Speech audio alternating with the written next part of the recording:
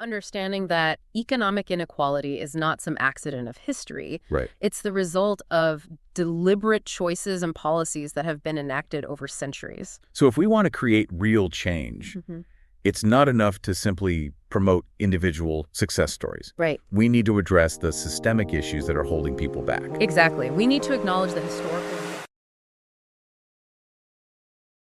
Welcome to Witter. Who Has Time to Read? The podcast that brings deep dives for busy minds. Listen to AI hosts Jane and Dane and get ready to unpack the world's most captivating books in just a fraction of the time. Whether commuting, working out, or just squeezing in a quick break, we deliver key insights, thought-provoking themes, and takeaways you can carry into your day.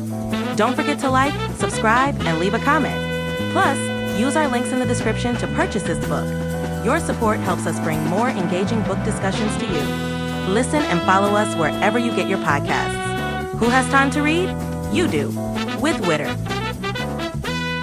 Welcome to Witter, your shortcut to being well-informed, even if you're, on the go. That's right. This month is Black History Month, so we're diving into some really impactful stories from Black authors. Yeah, trying to explore some of those perspectives that often get overlooked and understand the nuances of, the Black experience in America. Yeah, exactly. And today we're cracking open The Color of Money, Black Banks and the Racial Wealth Gap by Mehrsa Baradaran. Great book. And you might be thinking, banking for Black History Month? But trust me, this book isn't just about numbers. It's about resilience. It's about struggle. It's about the fight for economic justice. Yeah, it really unpacked how deeply intertwined race and finance are in this country. Totally. Yeah. Okay, so one of the first things that struck me was the story of the Freedmen's Savings Bank after the Civil War. It was supposed to be this beacon of hope, a way for formerly enslaved people to finally build some wealth. Yeah, the idea was that, with the end of slavery, economic empowerment was the next crucial step. Right. But the bank ultimately failed. Yeah. Riddled with mismanagement and corruption. And it wasn't just about the lost savings, though, right? Right. The book argues that this failure had a ripple effect. Yeah. And it created this lasting distrust of financial institutions within Black communities. Absolutely. Imagine having your hopes for a better future dashed like that. It's a wound that takes generations to heal. Right. So you have this backdrop of broken promises and systemic barriers. And then the book kind of jumps into this idea of capitalism without capital. Yeah. What does that even mean? So Baradaran uses that phrase to describe the reality that Black Americans faced for generations. Okay. They were actively excluded from mainstream financial systems, denied loans, shut out of white banks. Wow. Imagine trying to build wealth when the very institutions designed to help you succeed are designed to keep you out. It's like being told to climb a ladder that's missing rungs. Exactly. Yeah. And so Black communities were forced to create their own financial ecosystems within a segregated economy.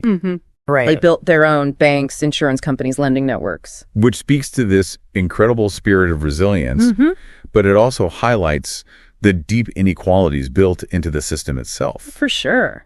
And the book goes on to show how even seemingly well-intentioned government programs, like those created during the New Deal, often exacerbated these disparities. Yeah, for sure. And that's where we get into redlining, right? Where Black neighborhoods were literally outlined on maps and deemed too risky for investment. Precisely. Wow. And then you have discriminatory lending practices. You have government-backed housing programs that favored white families. Yeah. All of these things contributed to a widening wealth gap that we're still grappling with today. So even when there were attempts to address economic hardship, yeah, those attempts often reinforced existing racial inequities. Absolutely. And it's not just about historical policies. The legacy of these policies continues to shape the economic landscape for Black communities today. And that's kind of where the conversation around Black capitalism comes in. Right. This idea of controlling the Black dollar, of building economic power within Black communities, it gained a lot of traction. Wasn't that a pretty controversial concept, though? Oh, absolutely. You had figures like Booker T. Washington advocating for Black self-sufficiency, but then you also had W.E.B. Du Bois, who, while supportive of Black businesses, believed in a more cooperative economic model. Exactly. There were diverse perspectives within the Black community about the best path forward. Right. And Baradaran does a great job of showcasing that complexity. You know, it wasn't a monolithic movement. Yeah. There were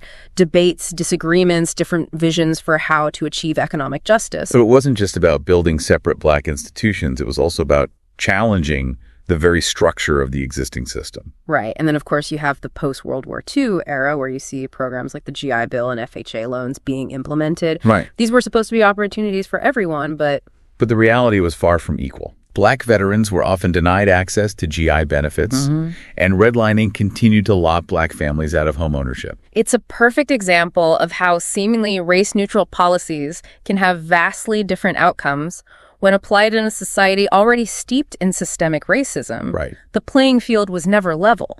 And these disparities continued right through the civil rights era and beyond. Oh, yeah. It's almost like every time there was some progress, Yeah.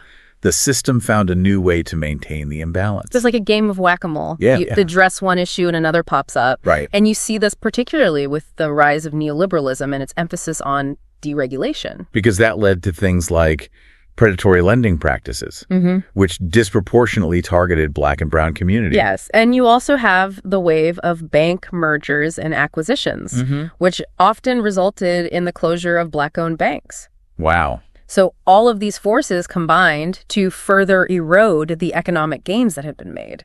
And then, of course, you have the 2008 financial crisis, Right. where we see the devastating impact of subprime mortgages and foreclosures, which, again, hit Black communities the hardest. It's almost like history repeating itself, Right. but with new and more sophisticated tools of exploitation. Yeah. It's a stark reminder that without intentional intervention, without actively dismantling these systems of inequality, Yeah. the cycle will continue. So where does that leave us? Yeah. What are some of the key takeaways from The Color of Money that we can carry with us? Well, for me, it's about understanding that economic inequality is not some accident of history. Right. It's the result of deliberate choices and policies that have been enacted over centuries. So if we want to create real change, it's not enough to simply promote individual success stories. Right. We need to address the systemic issues that are holding people back. Exactly. We need to acknowledge the historical injustices that have created this racial wealth gap and commit to repairing the damage. That means supporting policies that promote equitable access to housing, education, and financial services. It means dismantling discriminatory practices in lending and investing. It's about creating a system where everyone has a genuine shot at building a stable and prosperous future. Yeah. But the book doesn't just focus on policy changes, right? Right. It also highlights the importance of individual action. Absolutely. Supporting Black-owned businesses, educating ourselves and others about these issues, advocating for policy changes. These are all things we can do to contribute to a more just and equitable society. So it's about both individual responsibility and collective action working together to create meaningful change. Yeah, and I think what's so powerful about The Color of Money is that it connects the dots between the historical and the personal. Right. It shows how these seemingly abstract economic forces have had very real and tangible consequences for Black communities. It really makes you think about the stories, the experiences, the perspectives that we often miss when we fail to engage with these issues in a deeper way. And that brings me to a question I wanted to pose to our listeners. Okay, let's hear it. Think about your own experiences with financial institutions, with the economy as a whole. Have you ever felt excluded, discriminated against, or disadvantaged because of your race or background? Yeah. How do those experiences connect to the larger themes that Baradaran explores in The Color of Money? It's a powerful question to reflect on because often these issues feel so large and systemic that it can be hard to see how our individual lives are impacted. Right. But the truth is, these systems are made up of individual choices, actions, and policies. And we all have a role to play in dismantling them. You know, one thing that really stuck with me was Baradaran's point about how the color of money itself isn't neutral. Yeah. Like it carries with it all this historical baggage, you know, all these layers of meaning and power dynamics. It's such a powerful metaphor, right? Yeah. It forces us to confront the fact that our financial systems don't exist in a vacuum. Right. They're embedded within a society that has been shaped by centuries of racial inequality. Right. So it's not just about changing the numbers. It's about changing like the underlying structures and beliefs that have created those disparities in the first place. Exactly. It makes you realize that true economic justice isn't just about giving everyone an equal chance. It's about acknowledging that the starting line itself isn't equal. That's right. Right. And so how do we begin to level the playing field? Well, I think The Color of Money provides a lot of food for thought. You know? Yeah. It's not just a history lesson. It's Right. a call to action. It challenges us to rethink our approach to economic empowerment, to question the assumptions we often make about race and finance, Absolutely. and to consider the long-term consequences of policies that may seem neutral on the surface, but actually perpetuate existing inequalities. One of the things I found most compelling was how Baradaran weaves together historical analysis with contemporary examples. Right. It really brings home the point that these issues aren't just relegated to the past. They're very much alive in the present. And it makes you realize that the fight for economic justice is an ongoing struggle. Yeah. It's not something that was won or lost in a single moment or movement. As we wrap up our deep dive into The Color of Money, I think the biggest takeaway for me is the importance of awareness. Of understanding the historical context, the systemic barriers, the ongoing challenges that Black communities continue to face when it comes to building wealth and achieving economic security. Because without that awareness, it's easy to fall into the trap of blaming individuals for their circumstances Right. rather than recognizing the larger forces at play. And I think that's why books like this are so crucial, especially during Black History Month. They shed light on stories and perspectives that are often overlooked or silenced. Absolutely. They challenge us to confront uncomfortable truths about our nation's past and present, Yeah. and to engage in a more honest and nuanced conversation about race and economic justice. So to our listeners, we encourage you to check out The Color of Money for yourselves. Yeah. It's a powerful and thought-provoking read that will stay with you long after you finish the last page. Definitely. And as you delve into this book, we also want to leave you with a final thought. What are some other stories, voices, or perspectives from Black authors that you're seeking out this month? Yeah. What books, articles, or podcasts are expanding your understanding of the Black experience in America and beyond? Because Black History Month shouldn't just be about remembering the past. Right. It should also be about engaging with the present and shaping a more just and equitable future. Thanks for joining us on Witter. We'll be back next week with another deep dive for busy minds. Until then, keep learning, keep questioning, and keep pushing for a better tomorrow.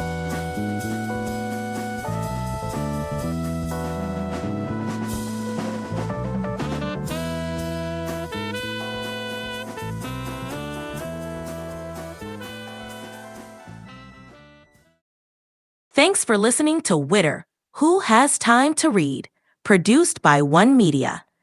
Please support the author by purchasing the book or audiobook using the link in the description. It's a great way to help keep the art of writing alive. And stay in the loop. Subscribe to our newsletter for updates on weekly deep dives. And don't forget to share your thoughts or suggest our next deep dive at witterpodcast@gmail.com.